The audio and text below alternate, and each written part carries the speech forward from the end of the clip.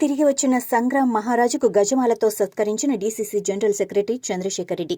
అయోధ్య బాలరాముని ప్రతిష్ఠా మహోత్సవంలో పాల్గొని నారాయణఖేడ్కు విచ్చేసిన తెలంగాణ ప్రాంత సాధువు సమితుల ప్రతినిధి కొండాపూర్ ఆశ్రమ పీఠాధిపతి సంగ్రామ్ మహారాజ్ నారాయణఖేడ్ పట్టణంలోని రాజీవ్ చౌక్ భారీ గజమాలతో DCC general secretary Chandrashekar Reddy సన్మానించారు.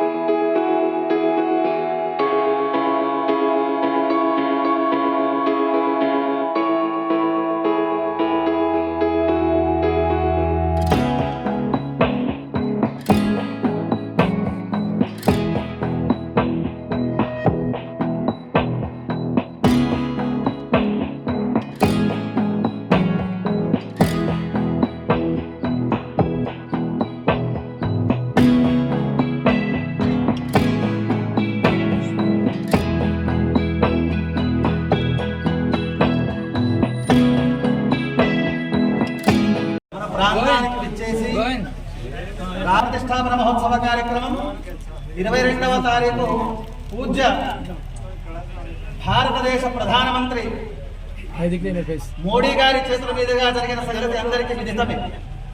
ఆసేతు హిమాచలం గర్వించదగ్గ విషయం. అందరికీ ఆహ్వానం పోయి చిన్న క్రిమి నుంచి పెద్ద ఏనుగు వరకు అన్ని ప్రాణికోటి సమస్త ప్రాణికోటి కూడా అంతా కూడా ఆనంద పరవశులై ఈ యొక్క ప్రతిష్టాపన మహోత్సవ కార్యక్రమంలో పునీతులు కాబడ్డాయి. ఆ ప్రాంతంలో వెళ్ళి ప్రతిష్టా కార్యక్రమంలో మన నుంచి ప్రతినిధిత్వం వహించి కరసేవతో మొదలుకొని శంకుస్థాపన అలాగే విగ్రహ ప్రతిష్టాపన మహోత్సవ కార్యక్రమం వరకు దగ్గరుండి చూసినటువంటి మహానుభావుడు మన పూజ్య సంగ్రామ్ మహారాజ్ గారు. వారి యొక్క దివ్య చరణాలు మన నారాయణఖేడ్కి తగిలి మనకి కూడా అక్కడ పార్టిసిపేట్ అంటే మనం కూడా అక్కడ ఉన్నటువంటి పుణ్యాన్ని వారు మనకు అందించబోతా ఉన్నారు. మనం ఒక్క పని చేయాలి. ఒక్కొక్కరు ఒక 5-5 మందికి ఫోన్ చేసి చౌరస్తా పోయేసరికి కాన్వాయ్ ముందర జరగదు.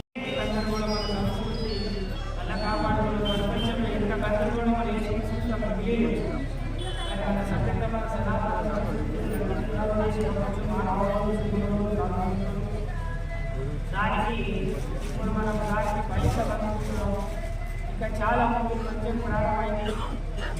దేశానికి స్వతంత్రం రావడం అనేక రాజులు దేశాన్ని కలిగి ఒక కాలంలో 700 సంవత్సరం నుంచి సంవత్సరం అదేవిధంగా రిపేరింగ్ చేసిన రిపేరింగ్ చేసుకుని మంత్రి కట్టినప్పుడు దేశాన్ని పంచుకున్నాం కూడా. దేశం పాలించినోడు దేశాన్ని తెలుసుకోవాలి, జాగ్రత్త ముందు పంచుకున్నాడు పాలించినోడు దేశాన్ని దేశం పంచుకున్నాడు, దాని తర్వాత పాలించినోడు దేశాన్ని పంచుకోవాలి. మిగిలిన దేశానికి మనం ఎంతో ఉదాల్సింది 1000 సంవత్సరం ఆగమైన దేశానికి మళ్ళీ పునరుద్ధరించుకొని రిపేరింగ్ చేసుకోవాలి. మనం ఏంటి ఇప్పుడు దాకా చేయలేదు. యథాస్థితి అని చట్టం పెట్టింది.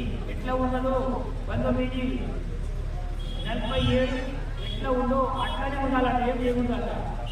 ఇక మనం రాసుకున్న తర్వాత చట్టం 52లో చట్టం అమలాల్సిన దేశానికి రాజ్యంగా ఇక దాంట్లో రాసుకున్నాం అట్లానే ఉండాలి. తర్వాత మనం కచేరీ పోతే తర్వాత రాసుకున్న చట్టంలో అది ఉంటారో దొరుకుతాయి. దానికి కోర్టు తీసుకుని ఏముండదు.